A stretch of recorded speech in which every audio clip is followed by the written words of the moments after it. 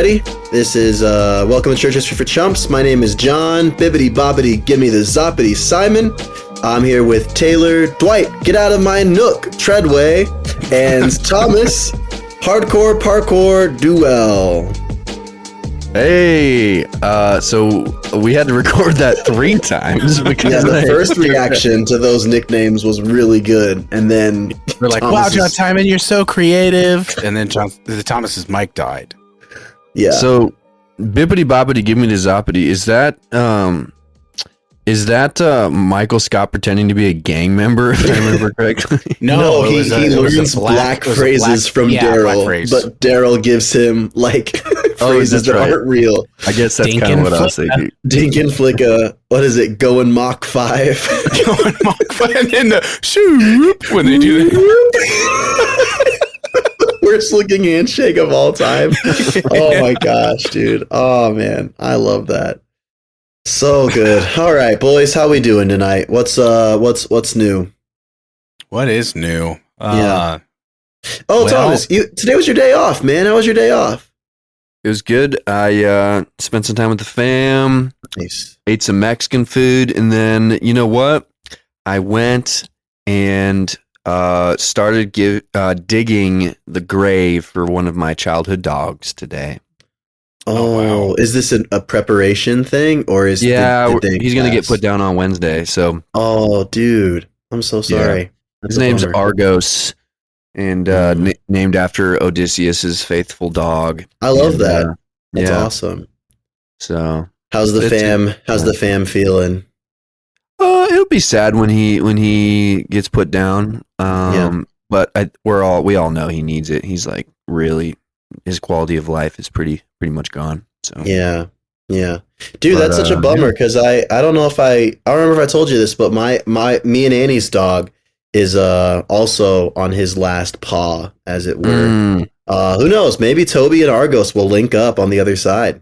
Dude, yeah, they're gonna slide down that rainbow bridge together. That's right. You guys ever think about like the theology of pets? Oh, dude. I remember our friend Rod going in on this one time, just like mocking people, talking about their dogs crossing the rainbow bridge. No, I'm not talking about that. Like what? I'm talking about like how it relates to mankind's dominion, and like dogs get to sort of like rise above the other animals and participate in dominion with humans.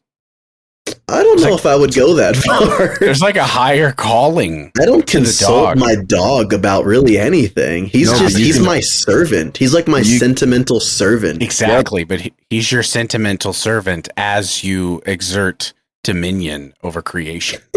I guess so. Tommy's tracking with me. Language, dude. I mean, here's the thing. Like so get even deeper with it, and I'm on track because what did we do? We took wolves, the actual enemies of humans, and we made them into these fluffy little animals that we stuff into our purses and take on airplanes. And that's dominion. That's dominion, big dog. Yeah, I like that. Me and the other reformed homies go to lunch a lot at work, but because we're all like dieting and watching what we eat, we have to go to the grocery store and just buy like healthy foods. But we'll get like a whole rotisserie chicken. And one of the guys was like, "Isn't it kind of messed up that a chicken died just to like feed us?" And all the like reformed homies are like ripping this thing apart. Shut up! No, the Lord made this chicken served a greater purpose than most other chickens. They injected him with salt while he was living for us. Yeah, I was gonna say this chicken.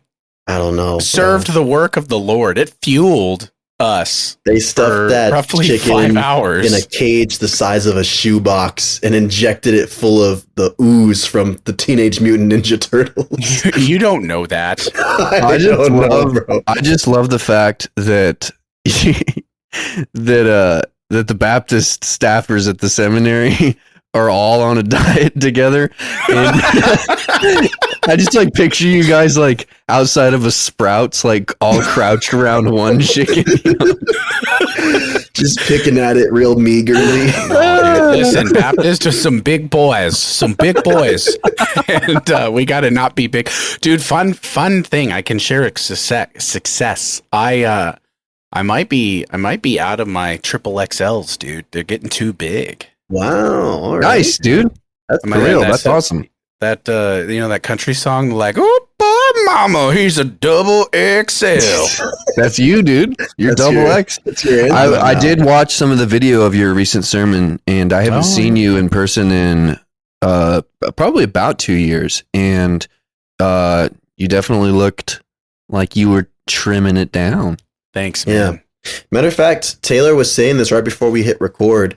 If he doesn't get any fan mail from people in the Chump Nation encouraging him to stay on his diet, he's gonna crush 4 Ben & Jerry's pints and record it and put it on the Instagram. No, mine's more like, you want to know actual big boy habits, like actual big boy habits, because a lot of people are like, I don't eat that much, I skip breakfast, and then like for lunch they rip like fast food that's like gonna eat 2,000 calories, right? Equal 2,000 calories, and then on the way home from work, do you guys know what like the drive fry is?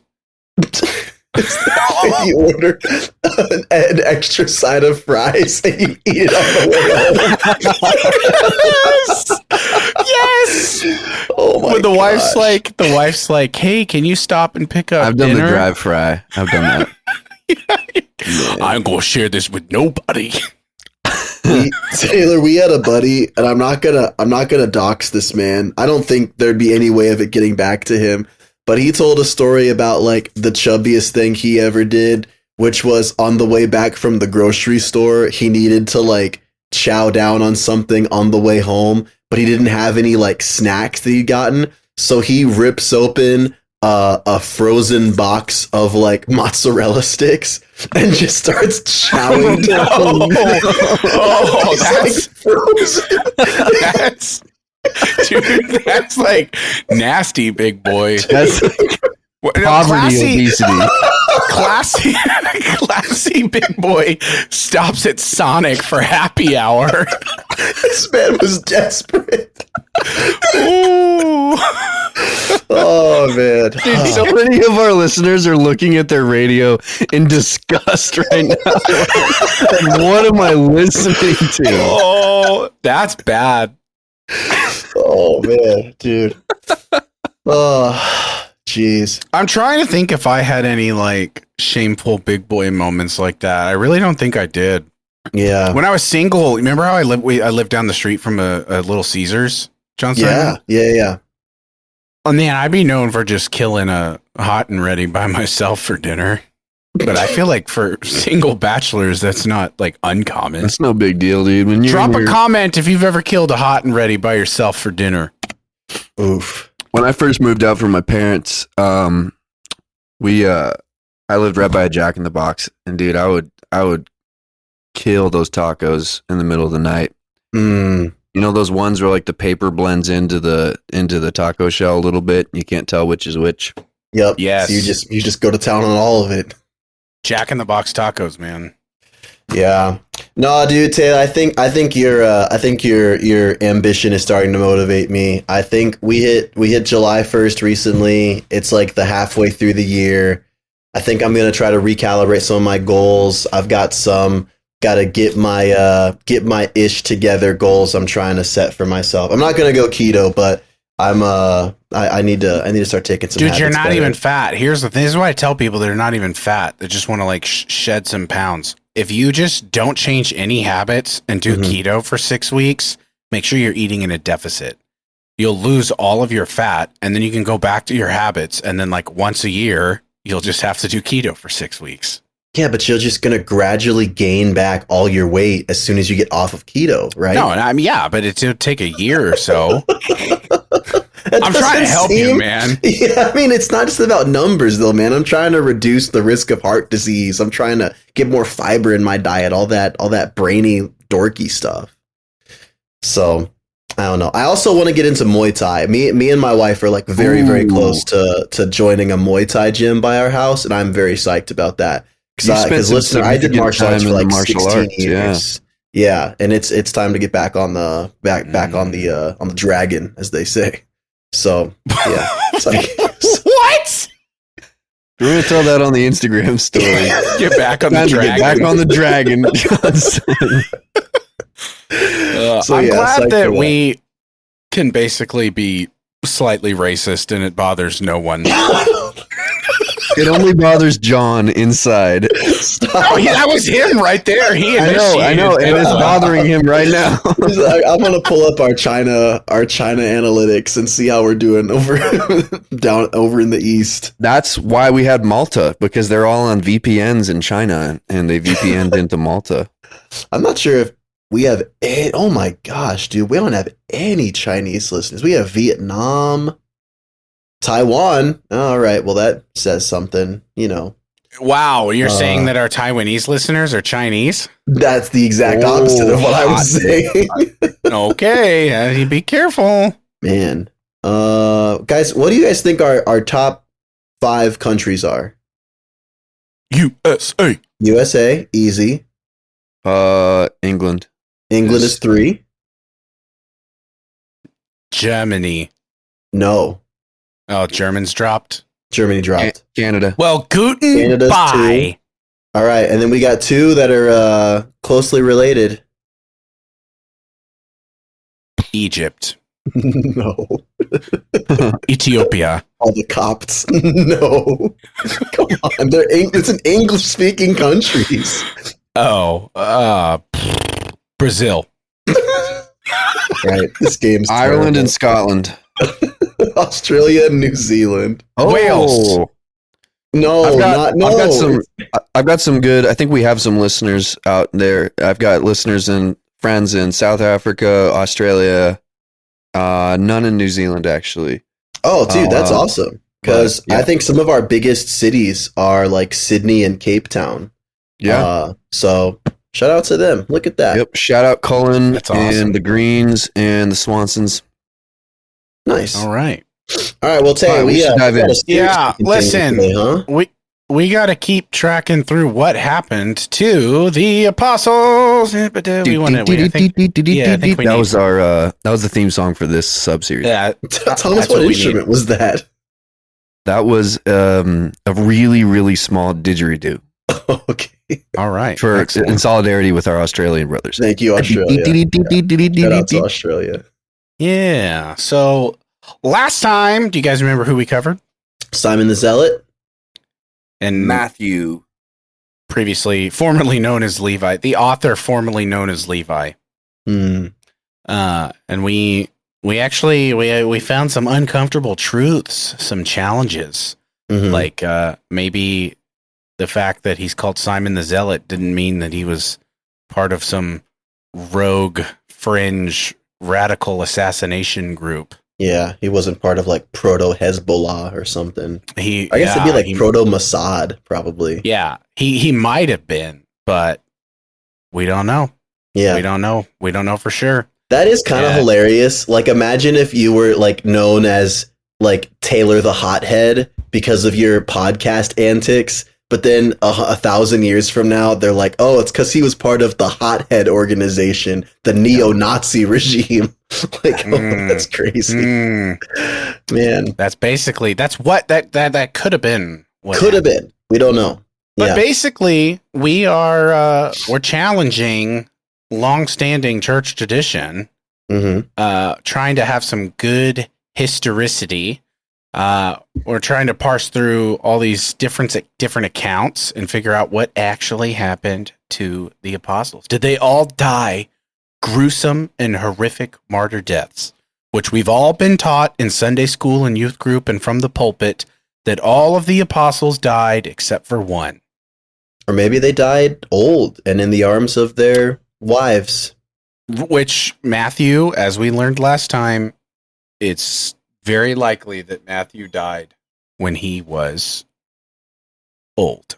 Yeah.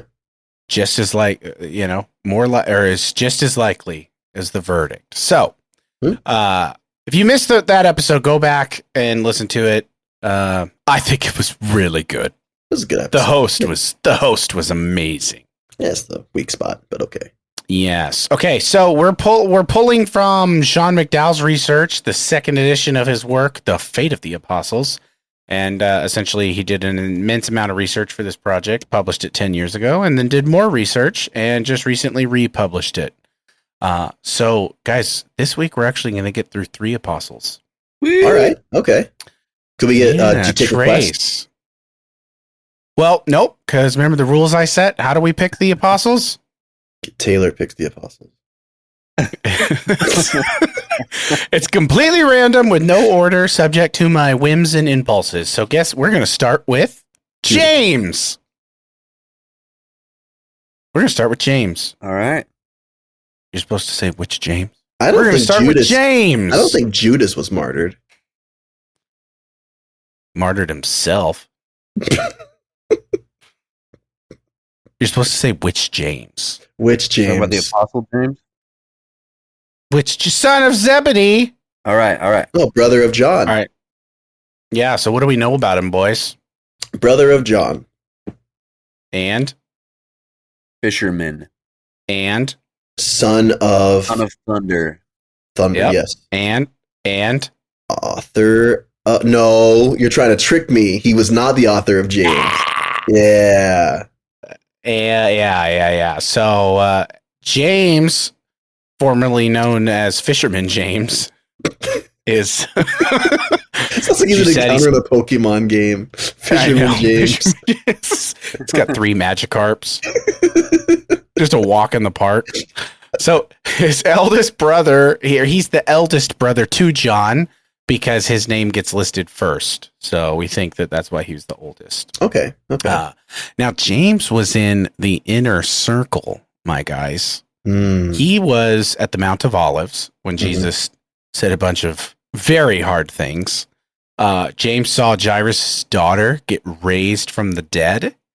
And James was one of 3 who witnessed the transfiguration. Mm. So he was in the inner circle. But once again, scripture records little about him. And it's like almost as if the biblical authors didn't care to highlight anybody but Jesus. The nerve. Am I right? I was about to say, aw, and then you said, but Jesus. And I was like, okay. Well. Okay, hold on. So we're going to look at some of the claims regarding the death of James. So Eusebius, who we reference quite a bit because he was essentially the best church historian on this era that we have been covering. Mm-hmm. So in his second Ecclesiastical Histories, which is written, around 313, so early 4th century, Eusebius is writing. He wrote this on James. This is chapter 9. Now at about that time, it is clear that he means the time of Claudius, Herod the king stretched forth his hand to vex certain of the church, and he killed James, the brother of John, with the sword. And concerning this James, Clement, so this is Eusebius quoting a lost work of Clement, in the 7th book of his Hypotaposis, relates a story which is worthy of mention, telling it as he received it from those who had lived before him. He says that the one who led James to the judgment seat, when he saw him bearing his testimony, was moved and confessed that he himself also a Christian. Mm. So we've got Eusebius quoting Clement saying that the guy who led James to be martyred repented and was led to be a Christian. I'm going to continue reading. They were both, therefore, he says, led away together, and on the way he begged James to forgive him. And after considering a little, said, peace be with you, and kissed him. And thus they were both beheaded at the same time. And then, as the divine scripture says, Herod, upon the death of James, seeing that the deed pleased the Jews, attacked Peter also, committed him to prison, and would have slain him if he had not, by the divine appearance of an angel who came to him by night, been wonderfully released from his bonds, and thus liberated for the service of the gospel. Such was the providence of God in respect to Peter. So we're not going to get into Peter yet. we'll revisit that. But that's Eusebius quoting Clement on James. In the apocryphal work, The Apostolic History of the Abdias, or the Pseudo-Abdias, have you guys heard of this source before? Never. I feel like you're ranking. No, I wish I was. You know what's crazy about this rabbit hole? This podcast is actually very good for my own learning, because there are so many sources out there, and I feel like every time I read an author, I learn about another source that I didn't know existed. So, well, that's one thing I like about this podcast too, is I think that we're all really willing to just use stuff we find, and just be like, here's what I found. And I think we end up exposing stuff that others overlook because of that. Totally. Yeah, it's good. So the Pseudo-Abdias tells the story of James and his interaction with two pagan magicians who eventually confessed Christ. This was 6th or 7th century is the earliest possible date, and I even saw all the way up to 10th century. Yikes. So, yes. Remember, Sean McDowell is using this idea of living memory. So essentially, the sources that are writing things within the range of somebody that would have known somebody that knew the apostles. So living memory ends 2nd century. Sure. Yeah. So there are some random claims that James went to India. And James is actually the patron saint of, do you guys know what country? Hold on. Albania? Nope. Armenia. Armenia is actually what I meant to say, but... Oh, no. España. Oh, shoot. Oh, I did know that. It's the Camino de Santiago. Yes, so he's the patron saint for Spain for some reason. Mm-hmm. Tradition claims he went to Spain and then came back quickly, but the earliest written record... Not a tapas guy. Right. Dude, who is a tapas person? Why are these plates so small? I'll take injera over tapas. Anyway, earliest written record for that one is 7th century. And okay, yes, before listeners send me anthrax or something, yes, we know that the martyrdom of James is in the Bible, okay? So we have to get there. We're going to get there quicker rather than later. But his martyrdom's brief in the Bible. This is actually Acts 12, 1 and 2 from the English Standard Version. Are you guys ESV guys? Thomas has to be, right? Trying to cut back. To what? You're certainly not using the CSB. I use the HCSB, actually. Dude, really? Yeah. You guys heard it here first. Tommy the Presbyterian's using the Baptist Bible. I actually don't have any beef with the HCSB. I think I found myself using it. I really enjoyed it. ESV I've kind of soured on. I'll never go back to the nasty NASB though. One of our professors actually helped translate the HCSB. There's this hilarious cross. So basically, the ESV is like Crossway's translation, and there's this hilarious old ESV advertisement where it's just like all it says is like trusted in like the ESV font, and like almost everybody on the page is not trusted by anybody anymore. Oh no, it's really uncomfortable to look at. But oh man, anyway, carry on. So Acts 12, 1 and 2. About that time, Herod, the king, laid violent hands on some who belonged to the church. He killed James, the brother of John, with the sword. And when he saw that it pleased the Jews, he proceeded to arrest Peter also. So the question is, why, Luke, did you write so little about one of the apostles being killed when Stephen gets like pages? Yeah, a whole chapter almost. So this is me reading from McDowell in The Fate of the Apostles. This is his response to that. We must remember that Acts is not strictly a book about the apostles per se, but about the spread of the gospel to the ends of the earth. The title Acts of the Apostles is technically a misnomer. The apostles are included in the narrative insofar as they advance the gospel worldwide in fulfillment of the theme of Acts.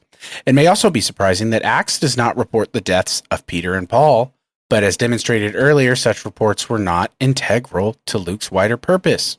It may be puzzling why Luke does not include more about the fate of James, but the brief report indicates why Peter was arrested, which in turn shows his departure to another place and the shift in the narrative to the focus on the mission of Saul. Yeah.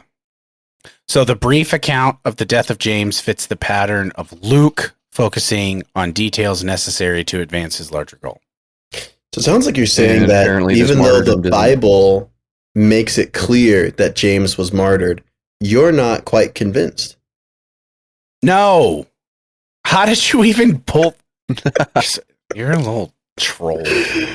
Oh, man. Okay. Was there another James who got thrown off the temple?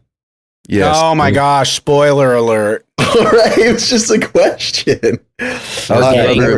So are you going to go beyond the apostles then, or is this just an apostle series? It's just an apostle series. Okay, well that wasn't a spoiler alert. Just let me do my thing. Okay, so yeah, just sit there and listen and provide commentary. So the lack of detail in this actually strengthens the claim, is one of McDowell's arguments, which actually makes sense because if there's no crazy legends attached to something, it's more reliable. Because remember, it's probably true. Remember, one of the things that made it difficult to know where Simon died is because everybody had some insane story. Yeah. Okay. So essentially, the guy who King Agrippa had him killed was he was like popular with the Jews. And some people even thought that his reign was like messianic. So Josephus in Antiquities records admiration for Agrippa. Oh, that's interesting. Yes. Okay. So Agrippa was supposedly initially tolerant, but then, as Acts says, laid violent hands targeting James. But the fact that he was executed by the sword that's mild, especially if you listen to last episode where we're talking about the horrific things Nero did to Christians. So right. Quick slice. Was there with more a nice sharp blade? Was there more than one Agrippa? Yeah, I skipped that part in my notes. Because there's Herod Agrippa, grandson of Herod the Great. You see Paul interacting with an Agrippa who almost converts later and then doesn't in Acts. I don't know if that's Agrippa who says to Paul, he says something like, "Did you think you could get me to convert like that fast?" That might be the same Agrippa. Okay. Yeah. So anyway, he's grandson of Herod. So Agrippa, living as a faithful Jew, may have seen James as leading Jerusalem astray into heresy. So somebody's typing away over there. Agrippa's motives were likely political and religious, right? So every time we come to the end of the story time for the apostles, we make the verdict, and we've kind of been looking at, did they do mission work or were they martyred? Well, I'm not about to challenge the authority of Scripture. So yes, he was martyred, and he was probably the first martyr of the apostles. But as far as going to Spain, it's interesting. McDowell doesn't end this chapter giving a verdict on mission work. So we get to make our verdict. I'm going to say no early source gives James any sort of mission work. And he died so early. Yeah, that's really interesting. Because I feel like it is the Catholic Church is very convinced that James went to Spain because that's their apostolic claim to fame is James, the name of the game. Yeah. So that's interesting. But I'm also just fascinated by that. Also, to a little bit of digging, There are two Herod Agrippas, Herod Agrippa the first, Herod Agrippa the second. The first is the one that killed James and imprisoned Peter. The second is the one who heard Paul's defense before Festus in Acts 25 and 26. Dude, that's what we heard you typing away on. That's what I do, man. Call me Jamie. Dude. All right. Jamie knocking it out of the park. Don't call me Jamie. Okay. All right. Next up, boys. Can you guess who's next? Which Judas. apostle's next? Thomas. Nope. James. Gosh dang it. That's why he was so mad earlier, because we was getting ready to talk about it. So, yeah, we have James, son of Alphaeus. What do you guys know about him? Actually, nothing. I don't think we know really anything about this guy, right? Right. I would agree. Got it. Yeah, pretty much. I remember the chosen gave him a bum leg. Dang it. Dude, I like your little chosen tidbits you throw in these guys. Dude, hey, man, Chosen gave him autism. Chosen gave him a bum leg. Dude, let me say, I love this image of James, son of Alphaeus, in the cloud of witnesses, watching The Chosen on like DVR, and he's like, bro, come on. He's like, dude, I'm so excited. They're going to take creative liberties. No one knows anything about my life. I can't wait to see. And they just see this guy just limping along. Oh, James, son of Alphaeus. Oh, come on, man. I was the fastest kid in my class. There is a very touching scene where Jesus addresses suffering. This is an extra biblical scene in The Chosen that he has with him, where he addresses suffering. And basically, James in the show, this is all fictional, but James asks him, like, can you heal me, Lord? And Jesus says, like, yeah, but I'm asking you to suffer for me. And it's like, oh, I got goosebumps just thinking about it. It's very powerful. Yeah, I was super moved by that. Story too. Yeah. You know what? Go watch John Wick again. Violence obsessed Westerner. Yeah. Thomas is like, we can make up as many stories we want about church history, and I'll buy it. Don't touch Jesus, which is actually fair criticism. Yeah, you actually tried to make him sound bad, but made him sound very rational. Yeah, I know. Anyway, moving on.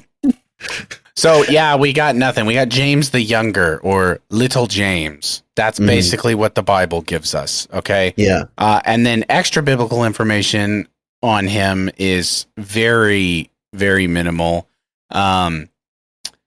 He's, like, mentioned a few times in a couple different lists, like the Acts of Thomas, he appears, Constitutions of the Holy Apostles, Book of Common Prayer in the 16th century lists James as the author of the canonical book of James, but that is also rejected.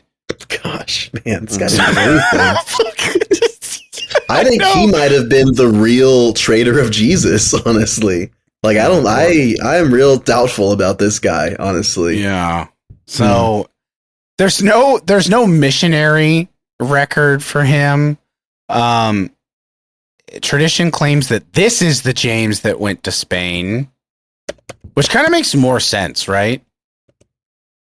Like, if this James is the one that goes to Spain. Oh, because there's more time that he could have made it there. Like, yes. Yeah. Oh, and that actually makes sense as to why Chosen portrayed him the way that they did. Because the James in Spain is always lame. Wow. Dang, that was good. Wasn't that good? That was off the top? Oh, yeah, bro. This is why you're a big dog. Teach me, senpai. Okay, so nice. This is right up. What's our acronym? CH4C. C4HC. This is 4CHC's right up our alley. We've got a bishop of Iria, or Iria, however you want to say it, claimed that a star guided him to the burial spot of James in the 9th century. Oh, man. That's within living memory, right, Taylor? And ever since, yeah, right, that's within the window of living memory. Yeah. Ever since James has been recognized as patron saint of Spain. So, the historian Schmidt, who says no, he suggests that James actually might have stayed in Jerusalem and been stoned, who accused him of blasphemy. So there is some historical precedent for the stoning of James in Jerusalem. So Hippolytus on the 12 says, and James, the son of Alphaeus, when preaching in Jerusalem, was stoned to death by the Jews and was buried there beside the temple. It's so interesting to think about, like, I mean, that's so authoritative, right? Mm-hmm. Like, that's like a quick, solid truth claim. Mm-hmm. Like, I'm willing to receive it, but if it's not true, it's like, man, how did he end up thinking that? But then there's two traditions that hold that James was crucified. So Hieronymian martyrology, but this is 5th century, says that he was crucified in Persia. And then the Paphlagonian in the 9th century wrote some homilies on different saints. And this is where, like, you're like, okay, Sean McDowell seriously did his research. He's pulling from this guy, Nicetas David, the Paphlagonian, I don't know, it's a crazy word, from a homily in the 9th century. Mm-hmm. So he doesn't give any historical evidence, but he basically claims that he was also crucified. So long story short, if you get to the end, you get to the conclusion. This is McDowell, what he says. James, son of Alphaeus, engaged in missionary work outside of Jerusalem. Very probably true because of just general evidence for the 12 engaging in missionary work. And then James, son of Alphaeus, gets the same verdict as Simon. As plausible as not. Okay. Yeah. Yes.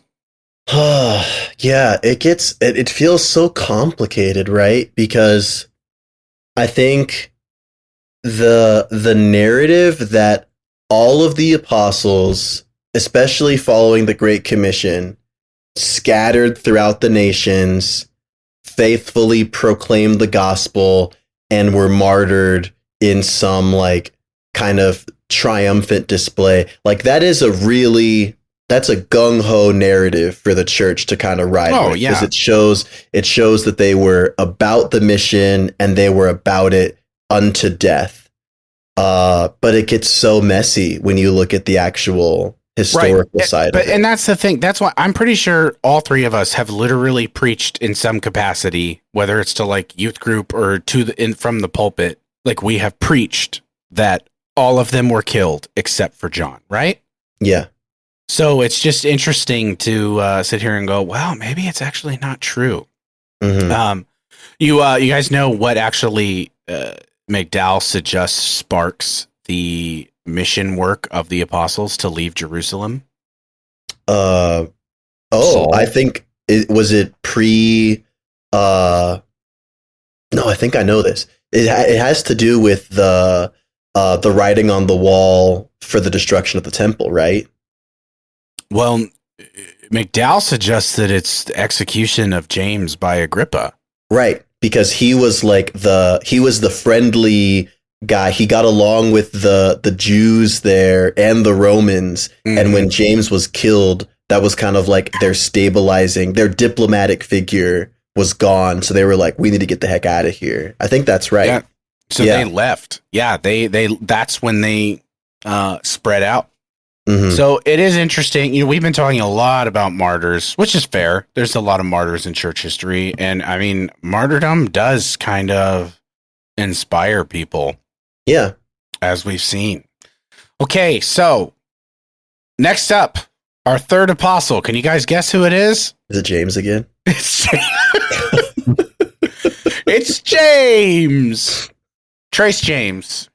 Trey James. So this is James, the brother of Jesus. Taylor liked John's Bernard the dog. Wait, Saint hold up. Bernard. Has that released yet? Yes. Yes. Okay, he liked the Bernard the dog routine so much. He's like, I did. I was inspired. So is this Jesus' brother James now? Yeah, I also gave John Simon a really easy episode title, like James, and James.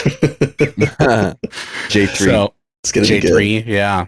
Yes, this is Brother of Jesus.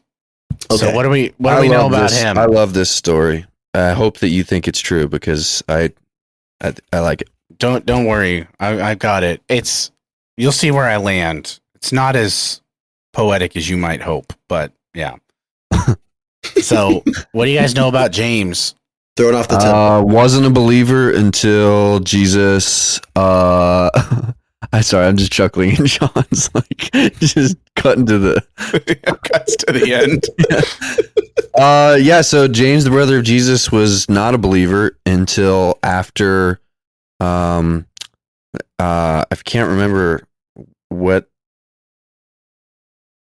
in the New Testament it references this, but at the resurrection, I think Paul references it maybe in 1 Corinthians, talks about Jesus appearing to a bunch of different people, and then he mentions James, which I think is his brother.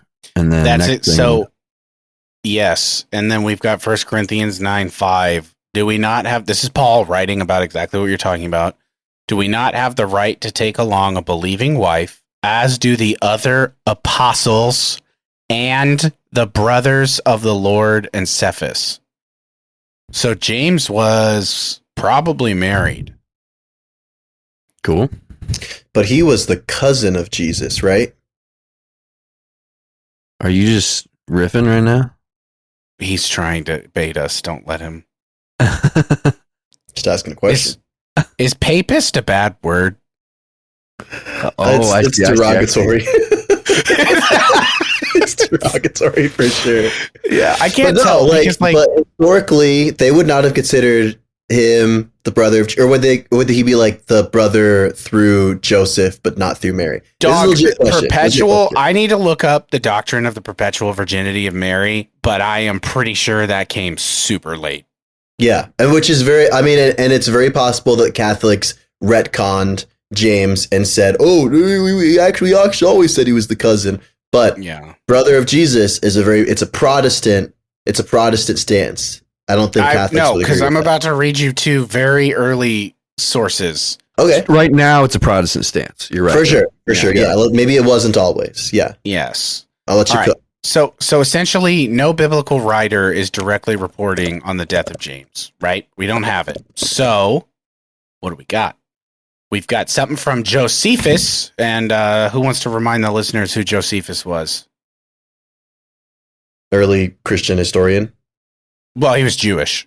Oh, Jewish. You're right. My bad. Yeah. And he was in Rome, and he was trying to basically tell the story of the Jews to the Romans to essentially garner some sympathy. Be like, look, here's our story. We're not all terrible. Stop persecuting us.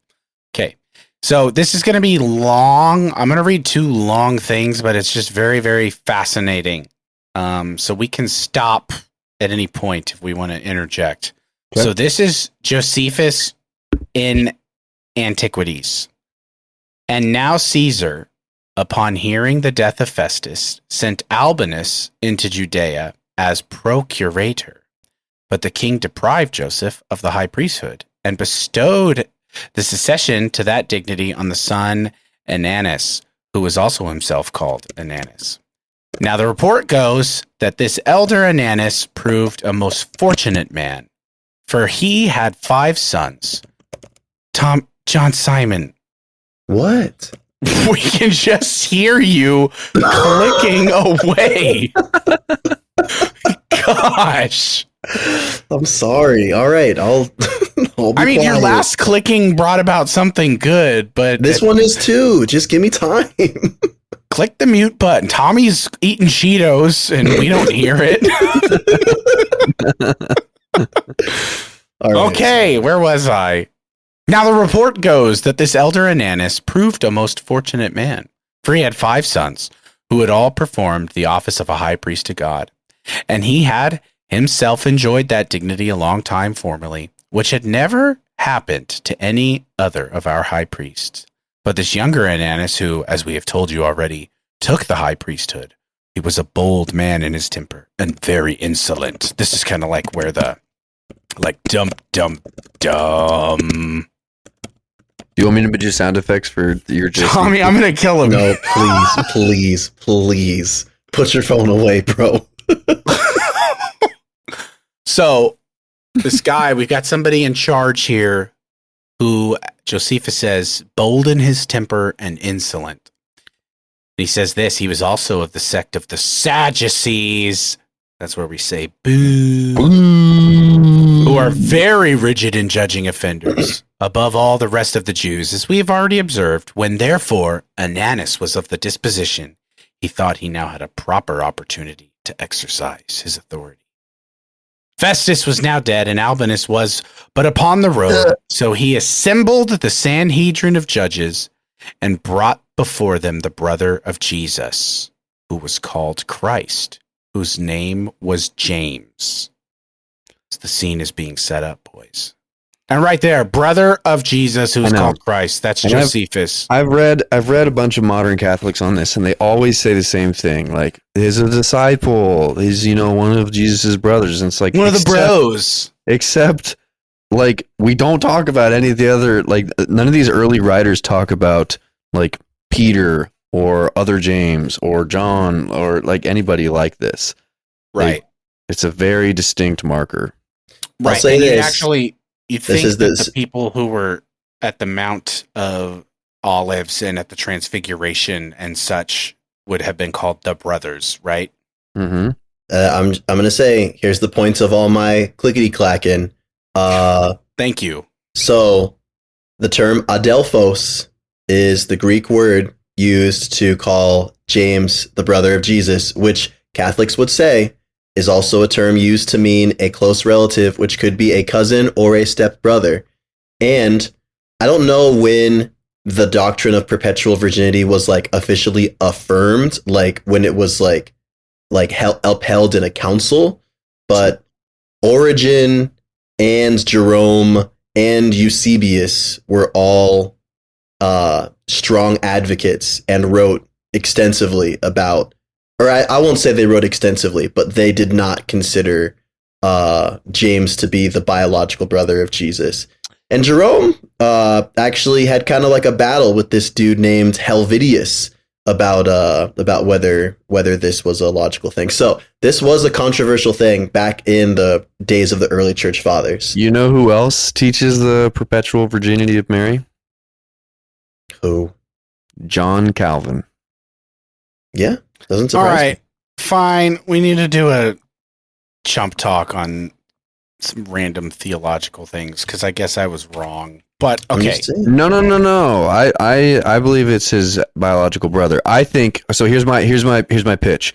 I think the fact that Mary, so the Roman Catholics want to teach the perpetual virginity of Mary. Some of their talking points are basically like how could like the sinless womb be violated, and like it's also goes hand in hand with the fact that they teach that Mary also was without original sin, which is another thing that they teach.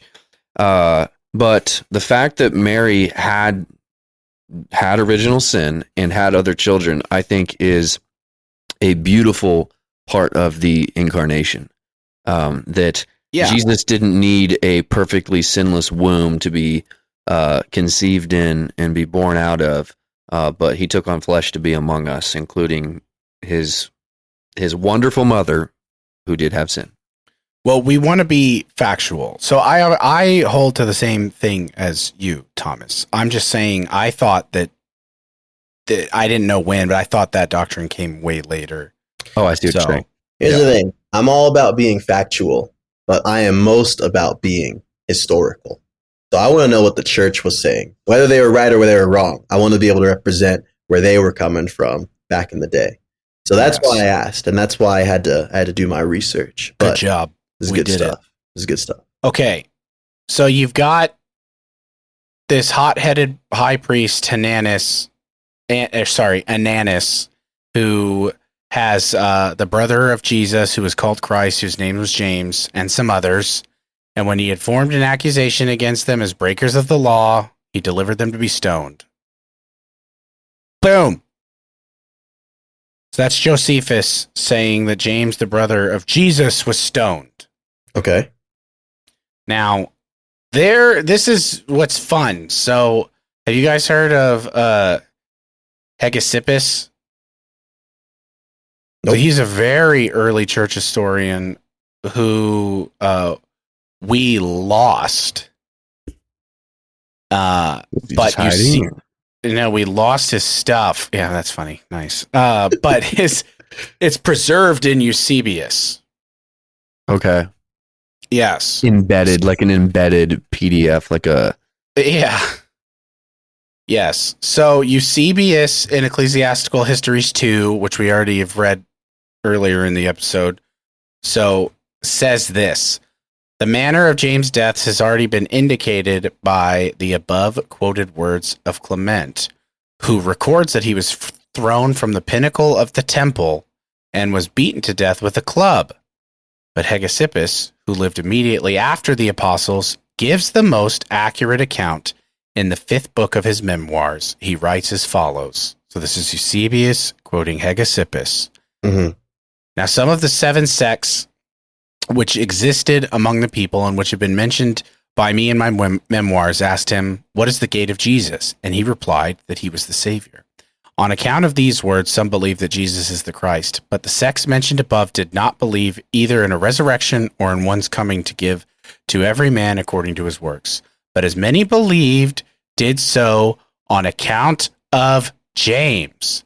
Therefore, when many, even the rulers, believed, there was a commotion among the Jews and scribes and Pharisees, who said that there was danger that the whole people would be looking for Jesus as the Christ. Coming therefore in a body to James, they said, "We entreat thee, restrain these people, for they are gone astray in regards to Jesus, as if he were the Christ. We entreat thee to persuade all that have come to the feast of the Passover concerning Jesus, for we all have confidence in thee. For we bear thee witness, as do all the people, that thou art just and dost not respect persons.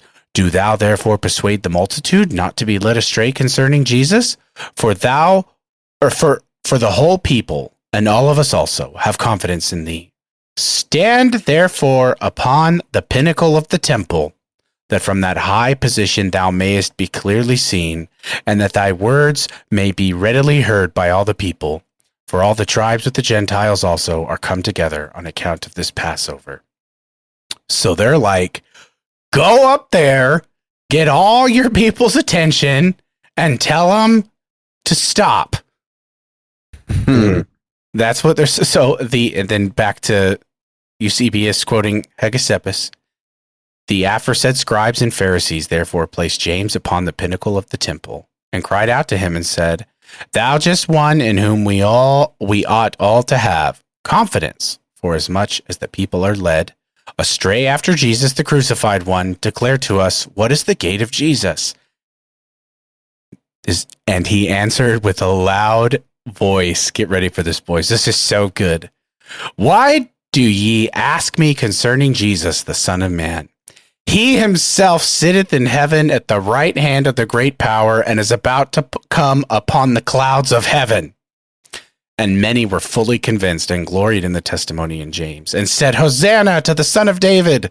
These same scribes and Pharisees said again to one another, "We have done badly in supplying such testimony to Jesus." This is a bad idea. This is a bad idea. "But let us go up there and throw him down, in order that they may be afraid to believe him." And they cried out, saying, Oh, the man is also in error. And they And then this is an interesting, we don't have time to follow this little rabbit trail, but Hegesippus says, "And they fulfilled the scripture written in Isaiah, let us take away the just man, because he is troublesome to us. Therefore they shall eat the fruit of their doings."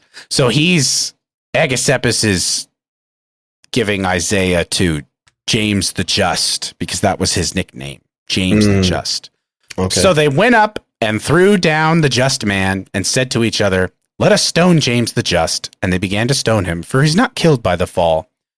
But he turned and knelt down and said, I entreat thee, Lord God our Father, forgive them, for they know not what they do. And while they were thus stoning him, one of the priests, the sons of Rechab, the son of the Rechabites, who are mentioned by Jeremiah the prophet, cried out, saying, Cease, what do ye? The just one prayeth for you. Mm-hmm. And one of them, who was a fuller, took the club with which he beat out clothes and struck the just man on the head. And thus he suffered martyrdom. Mm. So there's like a guy on the sidelines going like, "What? You done messed up. The guy that you're killing is literally praying for you right now. Stop." Yeah, stop. Dude, that's such a good story. It's And here's the best part. What's our rule for this that we talk about that we need to have to really get accurate information? Living memory. Living memory. And we are 100% in living memory right now with this testimony. All right. I remember reading because what year was this? Was this 69? I don't know actually. I think it was 69 because I think I've heard that this guy was so well respected. He's like an old man at this point. He's very well respected in Jerusalem. He's been leading the Jerusalem church. And when the Romans saw this, they were like, that's it. Like this was a major contributing factor, or at least a contributing factor in kind of stoking the Roman anger towards the Jews in Jerusalem and bringing the destruction the year later. I remember reading super interesting. And you're going to think that I'm trolling, but I'm not. That the reason he survived his fall was because he landed on his knees, and because he was such a devout man of prayer, he had such thick calluses on his knees that they buffered the blow. I am not trolling. They called him camel knees. Fox's Book of Martyrs says about why he didn't die. Wow. Yeah. I think that part's probably baloney, but the rest of it, I love it. Wholesale. Like we have like the perfect historical account. It's within living memory, and then the legends have to come along and be like, yeah, but did you know that why he survived the fall was? I'd rather just be like he survived the fall because God wanted him to like pray, you know. Yeah. But like, it's so funny to me, like the practical. It's like, oh, okay, like I'm just gonna go like toss on some knee pads and then just like jump off a building. He's like, oh, I know what to do. I'm gonna land on my knees. It's so funny to me that the Sadducees and the Pharisees are like, I can just like see them debating. Like, okay, everyone, the crowd is all riled up. Just send him to the top of the temple, and he will tell them, no more. And then, like, oh yeah. Yes, good plan, Rabbi Yosef, good plan. And then they go up to the top, and then he's like, Jesus is coming on the clouds. Well, no, he says he sitteth at the right hand of the one of power or something like that, dude. And he's coming back again. I just love, like, James, when we give you the microphone, you're gonna say, you're gonna read from the teleprompter, right? He's like, oh yeah, I'd like to take this opportunity to apologize to absolutely nobody. Yeah. Oh, that's legit what it was. That's so amazing. The verdict here is, he died of martyrdom. Approved. I got nothing. On his mission work. That was not even. Was that even discussed? I think he posted up in Jerusalem his whole life. That's kind of what history alludes, right? Like he had deep roots in Jerusalem, which is why his death was so destabilizing. Mm-hmm. Yeah, he was basically the bishop of the church in Jerusalem. Yeah. McDowell has him. Where is he? I clicked on the wrong James when I pulled up the chapter. I clicked on his. So in the chapter on James, son of Zebedee, John's brother, the first martyr of the apostles, McDowell actually spends a good chunk arguing the historicity of Acts, which is very interesting. But Yeah, he doesn't really go into what James was doing. But yeah, so there is a lot of evidence that kind of confirm this story. Yeah, so we've got a pretty clear one here. I like the other thing I like about his martyrdom is the way that it.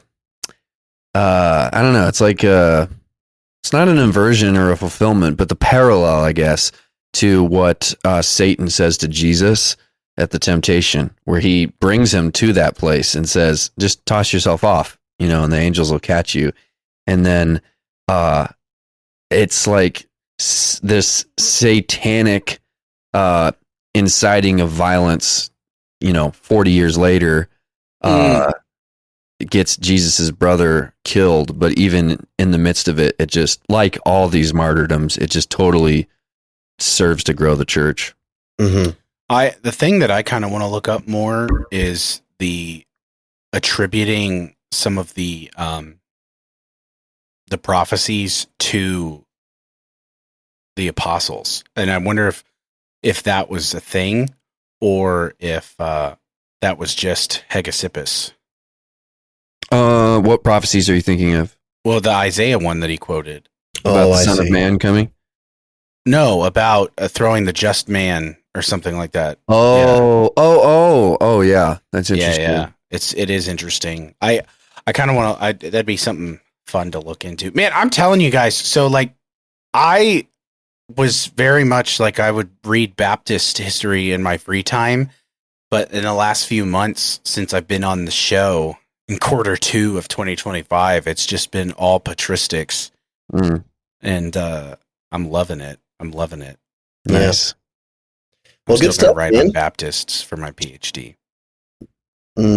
Yeah, we can't wait till season 13 when we finally get into Baptist history, bro. It's gonna be really good. Good. I'm gonna have so many like interesting things, and it's just we're not even gonna get to use it. Yeah, because we still have quite a bit of ways to fill out all of this like pre-Constantine, and then we're gonna jump back to the fall of Rome, and then we'll move forward, which is still like a ton. I mean, we're like 2 ecumenical councils down, so yeah, we've got some catching up to do. That's very good, though. This has been great, Taylor. Good job.